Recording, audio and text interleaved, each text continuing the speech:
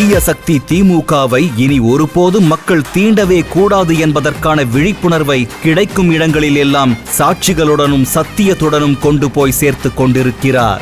ஒன்னு டிவிகே, இன்னொன்னு டிஎம்கே என்று அரசியல் களத்தில் இரண்டு கட்சிகளுக்கு மட்டும்தான் போட்டியே என்று சூளுரைக்கும் தலைவரின் வார்த்தை அம்புகளை பட்டி தொட்டி எங்கும் தன் செயலால் மக்கள் மனதில் எய்து கொண்டிருக்கும் அர்ஜுனன்.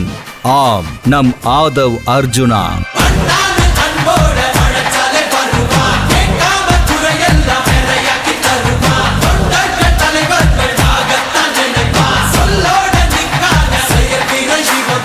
சாதாரண விவசாய குடும்பத்தில் பிறந்து 5 வயதிலேயே தாயாரை இழந்து தனிமையில் பல சவால்களை எதிர்கொண்டாலும் தன்னம்பிக்கையான லட்சிய பயணத்தால் வாழ்க்கையில் பல சாதனைகள் புரிந்த வரலாற்றுக்கு சொந்தக்காரர். தமிழ் வழியில் கல்வி கற்றவர், கூடைப்பந்து விளையாட்டின் மீது ஆர்வம் கொண்டவர். சென்னை கிறிஸ்துவ கல்லூரியில் அரசியல் அறிவியல் பயின்றவர். அங்கு வாழ்க்கை பற்றிய சிந்தனை பயிற்சியை மேற்கொண்டார். ஒரு சிறந்த விளையாட்டு வீரர், சமூகத்திற்கு பல சாதனைகளை வழங்குகிறார். ஒரு சிறந்த அரசியல் ஆய்வாளர், சமூகத்தின் சரித்திரத்தை மீட்டெடுக்கிறார். அந்த வகையில் தந்தை பெரியாரின் கொள்கைகளை அண்ணா நடைமுறைப்படுத்திய விதம், புரட்சியாளர் அம்பேத்கரின் கனவு, சமத்துவ சமூகத்தை நடவாக்கும் முயற்சி என ஜனநாயக தேர்தல் அரசியல் மூலம் மகத்தான மாற்றத்தை ஏற்படுத்திட, எல்லோருக்கும் எல்லாம் கிடைக்க வேண்டும் என்ற நிலையை வென்றிட தூங்கவிடாத கனவினை கொண்டிருந்தார்.